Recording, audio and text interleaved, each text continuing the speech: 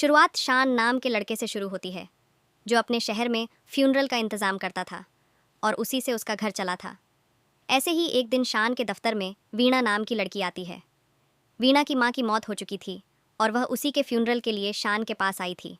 शान उसे बिठाकर समझने लगता है कि उसकी माँ के फ्यूनरल के लिए क्या क्या ठीक रहेगा। शॉन की बातें मानकर वीणा अगले ही दिन अपनी माँ का फ्यूनरल कर देती है। वैसे वीणा एक शादीशुदा लड़की थी और उसके पति का नाम बिन्सो थास बिन्सो, थोड़ा सिरफिरा और सखी किस्म का बंदा था। दोनों पति पत्नी मिलकर एक होटल चलाते थे और उसी से इनका घर चला था। उनके छोटे से होटल में जो लोग खाना खाने आते थे, उनमें से ज़्यादातर लोग तो वीणा के तरबूज देखने आते थे। वीणा के गोल गोल तरबूज और उसकी पतली कमर के कई लोग दीवाने थे। बिन्स को ऐसे लोगों से बेहद नफरत थी जो अपने खाने की तरफ कम लेकिन वीणा की तरफ ज़्यादा ध्यान देते थे। बिन्स का एक ख़ास दोस्त भी था और उसका नाम रोमन था। रोमन बिन्स के पड़ोस में ही रहता था, इसलिए वह बिन्स के घर आता जाता रहता था। पूरा दिन होटल में काम करने के बाद जब बिन्स वीणा की गफ में धमाके करने की कोशिश करता तो उसका डंडा गम ही नहीं हो पाता था। वह रोज़ वीणा को गर्म तो कर देता था। अब कहानी कुछ दिनों बाद शुरू होती है।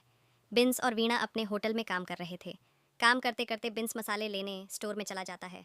बिन्स का दोस्त रोमन भी होटल में ही बैठा था। वीणा जब उसे खाना देने जाती है तो वह वीणा के साथ छेड़छाड़ शुरू करते हैं। दरअसल रोमन कई महीनों से वीणा के पीछे पड़ा हुआ था, जबकि वीणा उसकी तरफ देखते तक नहीं थी। इसी बीच होटल में वही शान आता है जिसने वीणा की माँ के फ्यूनरल का इंतजाम किया था। वह भी खाना खाने आया था क्योंकि उसकी माँ कुछ दिनों के लिए बाहर गई हुई थी। शान वीणा का हालचाल पूछ ही रहा था कि इसी बीच बिन्स भी स्टोर से बाहर आ जाता है। दोनों को बातें करते देखकर वह पीछे ही रुक गया था। दोनों को बातें करते देखकर ना तो बिन्स को अच्छा लग रहा था और ना ही रोमन को अच्छा लग रहा था। शान दोनों बंदों से जवान था, इसीलिए दोनों बंदे उसे जलन खा रहे थे। शान अपने घर में ही खाने की डिलीवरी चाहता था और वह खाने का ऑर्डर देकर चला जाता है। रात होते ही बिन्स वीणा को मरने लगा। बिना जिस दिन किसी लड़के से बात कर लेती तो बिन्स गुस्से में आकर उसे मारता पिता था। अगली सुबह वीणा नाश्ता देने शान के घर आती है। शान ने आज भी होटल से नाश्ता ऑर्डर किया था। होटल के सभी डिलीवरी बॉय बिजी थे, इसलिए वीणा को ही डिलीवरी देने आना पड़ा था।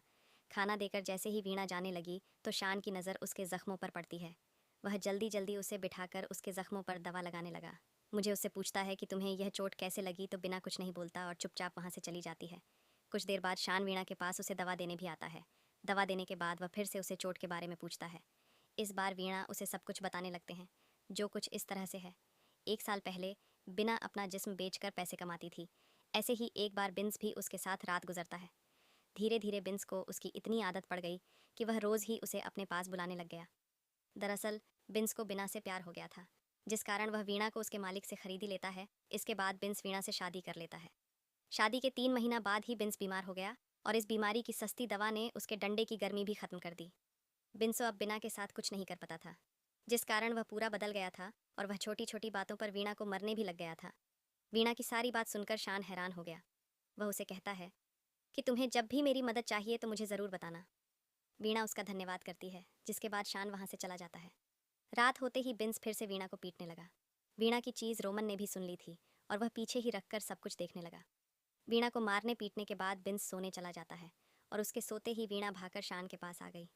उसे इस वक्त प्यार की ज़रूरत थी और उसकी ज़रूरत समझकर शान उसकी गुफा में धमाके करने लगता है। वीणा का पीछा करते करते रोमन भी शान के घर तक पहुंच गया था और वह चुपके से दोनों की प्राइवेट वीडियो बना लेता है। अगले दिन बिना फिर से पूरा दिन होटल में काम करती है। रात को बिन्स रोमन के साथ काफ़ी दारू पीता है, जिसके बाद रोमन उसे घर भी छोड़ने आता है। जल्दी ही वीणा और रोमन मिलकर उसे बिस्तर पर लिटा देते हैं। इसके बाद रोमन मौका देकर वीणा को दबाने की कोशिश करता है, लेकिन बिना उसे सफल नहीं होने देता। वह भागकर शान के घर पहुंच जाती है और उसे बताती है कि रोमन ने मेरी गुफा लूटने की कोशिश की। वीणा की बात सुनकर शान को रोमन पर बेहद गुस्सा आता है।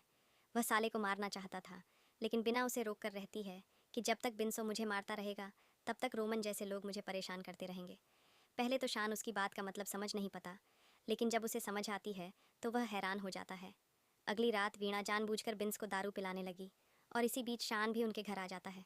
शान यहाँ बिन्स को करने आया था और वीणा ने ही योजना बनाकर उसे बुलाया था। बिन्सो इस समय दारू के नशे में था। शान जब बिन्स को मार नहीं पाता तो बिना ही आगे बढ़कर बिन्स को मार देती है। उसके बाद वह बिन्स की लाश के छोटे छोटे टुकड़े करती है और फिर उन्हें आग में पकती है। अगली सुबह वीणा के होटल में नई दिशा थी और सभी को यह दिशा बेहद पसंद आ रही थी। दरअसल वीणा ने नई दिशा में बिन्स की लाश के टुकड़े डाले थे ताकि वह बिन्स की लाश को ठिकाने लगा सके। अब रात होते ही शान वीणा के पास आता है और फिर उसी के घर में उसका पानी निकलता है। कुछ दिनों बाद शान के दफ्तर में समी नाम की लड़की आती है। समी अपने फ्यूनरल का इंतजाम करने शान के पास आई थी। सुमित की बात सुनकर शान के तोते उड़ गए थे। उसके पूछने पर समी उसे बताती है कि मुझे एक जानलेवा बीमारी है, इसलिए मेरे पास ज़्यादा वक्त नहीं है। समी की बात सुनकर शान उसे समझने लगा कि फ्यूनरल का इंतजाम कैसे कैसे हो सकता है। धीरे धीरे जैसे जैसे दिन बीतने लगे, इन दोनों में दोस्ती होने लगी। जल्दी ही दोनों इतने करीब आ गए कि एक दूसरे का पानी निकलने लगे। ऐसे ही एक रात रोमन वीणा के घर आता है। वह उसे चाकू दिखाकर कहता है कि मुझे पता है कि शान तुम्हारा पानी निकलता है। मेरे पास तुम दोनों की वीडियो है। अगर तुमने मेरा पानी नहीं निकला तो मैं तुम्हें बदनाम कर दूंगा। इतना कहकर वह साला वीणा की गुफा में धमाके करने लगा और साथ ही साथ वीडियो भी बनाने लगा। इसी बीच वीणा के हाथ रोमन का चाकू लग जाता है और वह रोमन को मार देती है।